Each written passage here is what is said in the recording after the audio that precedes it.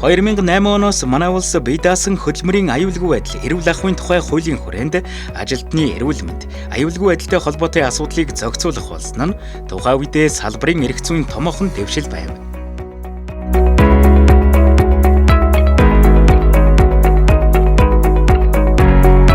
Хөдөлмөрийн аюулгүй байдал эрүүл мэндийн төвөөс хөдөлмөрийн аюулгүй байдал эрүүл мэндийн тогтолцооны шинжилгээг хэрэгжүүлэх 2025-аас 2028 оны үйл ажиллагааны төлөвлөгөөг батлуулан хэрэгжилтийг ханган ажиллаж байна.